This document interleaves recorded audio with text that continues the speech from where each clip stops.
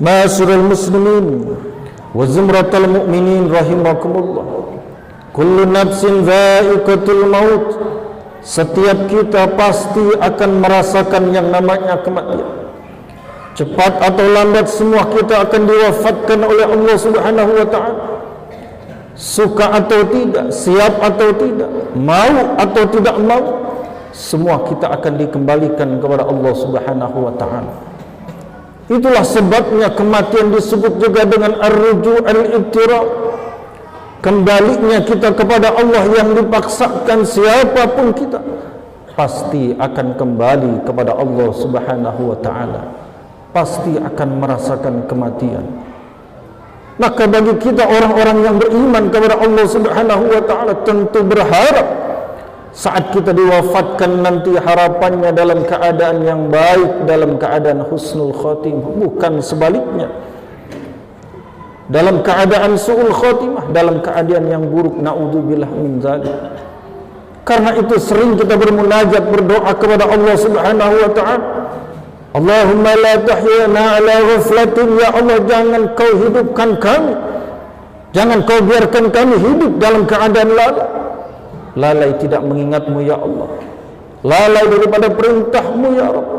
Wala ta'khudna ala ghurratin, dan jangan kau ambil nyawa kami, jangan kau wafatkan kami ya Allah dalam keadaan hina dina, dalam keadaan su'ul khatimah. Ma'asyiral muslimin wa zumratal mu'minin rahimakumullah. Maka tentu munajat doa ini tidak hanya sebatas pada harapan, tapi sejatinya bagi orang-orang yang beriman kepada Allah Subhanahu wa taala, doa ini, munajat ini mesti dibarengi dengan perilaku yang juga akan menghantarkan dijauhkannya orang tersebut kita diwafatkan dalam keadaan su'ul khatimah. Lantas perkara apa yang bisa menjauhkan kita diwafatkan dalam keadaan su'ul khatimah? Ma'asyiral muslimin wa zumratal mu'minin rahimakumullah, sebagian ulama menyebutkan wa an ba'dihim, dari sebagian mereka para ulama menyebutkan di antara perkara-perkara yang menyebabkan seseorang bisa wafat dalam keadaan yang buruk, dalam keadaan su'ul khatimah, annal asbabal muqtadi li su'il khatimah. Di antara sebab-sebab seseorang kelak bisa diwafatkan dalam keadaan yang buruk, dalam keadaan su'ul khatimah, yang pertama at-tahawun bis salat, mereka yang menyepelekan, mereka yang meninggalkan ibadah salat.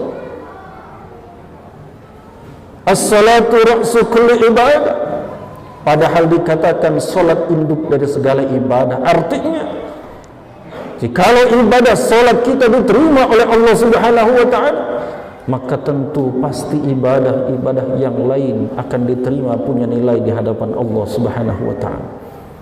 Tetapi sebaliknya, jika solat kita tidak diterima oleh Allah Subhanahu wa taala, apalagi yang meninggalkan ibadah solat, maka tentu ibadah-ibadah yang lain tidak serta-merta akan punya nilai di hadapan Allah Subhanahu wa taala. Jika solat kita diterima atau bahkan kita berani meninggalkan ibadah induk, ibadah solat ini. Karena itulah hafidhu ala salawati was salatil wusta wa qumu lillahi qanitin. Jaga, pelihara terus laksanakan ibadah solat. Pelihara ibadah solat kita dalam kondisi dimanapun, bagaimanapun kita. Jangan pernah kita menyepelekan, apalagi sampai meninggalkan ibadah solat. Maka artinya, jika kita menyepelekan ibadah solat, bahkan sampai meninggalkan ibadah solat, maka pastilah orang yang meninggalkan ibadah solat itu saat diwafatkan nanti pasti dalam keadaan su'ul khatimah, na'udzubillah min dzalik. Yang kedua, kata ulama, yang menjadi penyebab seseorang bisa wafat dalam keadaan yang buruk, dalam keadaan su'ul khatimah, yang kedua, wasyurbul khamri, mereka yang masih gemar, asik memasukkan ke dalam perutnya khamar, minuman keras dan sejenisnya. Padahal sudah disebutkan dalam Al-Quranul Karim, innamal khamru, sesungguhnya khamar, judi, adu nasib dan lain sebagainya, rijsun min amali syaitan, najis, bahkan sebagian termasuk daripada perbuatan-perbuatan setan.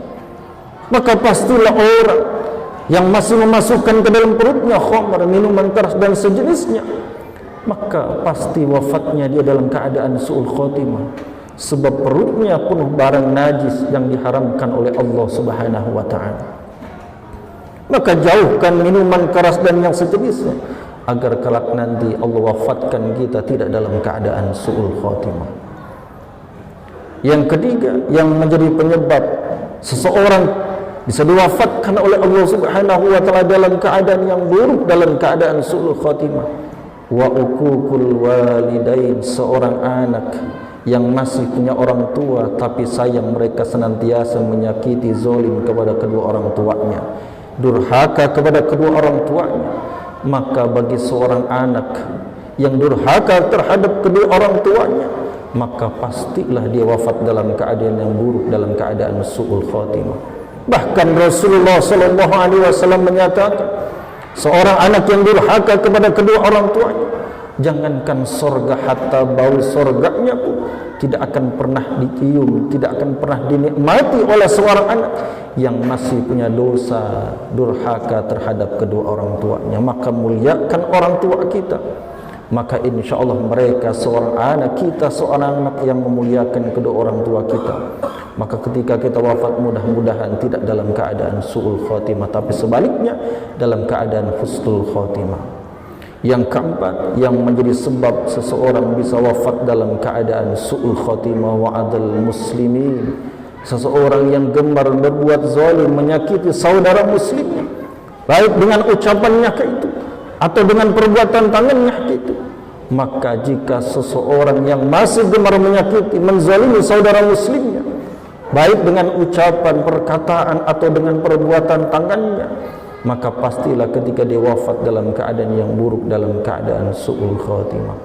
Ma'asyiral muslimin wa zumratal mu'minin rahimakumullah, Imam Jalaluddin As-Suyuti dalam ringkasan kitab Adhkar Nawawi menambahkan, di antara penyebab seseorang bisa wafat dalam keadaan su'ul khatimah, beliau menambahkan, man takallama halal adha, mereka yang berbicara manakala azan dikumandangkan. Imam Jalaluddin As-Suyuti menyebutkan yukhsha alaihi min su'il khatimah, maka siapapun yang berbicara, ngobrol saat azan dikumandangkan, maka dia khawatirkan wafatnya orang tersebut dalam keadaan su'ul khatimah. Ma'asyiral muslimin wa zumratal mu'minin rahimakumullah, sebab sejatinya adzan itu bukan panggilan pengurus masjid, bukan panggilan muadzin, tapi sesungguhnya panggilan dari Allah Subhanahu wa ta'ala kepada kita orang-orang yang beriman, agar ketika masuk waktu ibadah solat kita, ketika azan dikumandangkan, untuk menyegerakan diri kita ruku sujud, menghambakan diri kita kepada Allah Subhanahu wa ta'ala. Mudah-mudahan kelak Allah wafatkan kita dalam keadaan yang baik, dalam keadaan husnul khotimah, bukan su'ul khotimah, dengan terus istiqomah ibadah kepada Allah Subhanahu wa ta'ala, dan mudah-mudahan Allah jauhkan diri kita dari perbuatan-perbuatan yang menghantarkan daripada su'ul khotimah. Amin ya Allah ya rabbal alamin. Barakallahu li wa lakum fil Qur'anil azim wa nafa'ni wa iyyakum bima fihi minal ayati wa dzikril hakim. Taqabbalallahu minna wa minkum tilawatahu innahu huwas samiul alim. wa qur rabbighfir warham wa anta khairur rahim.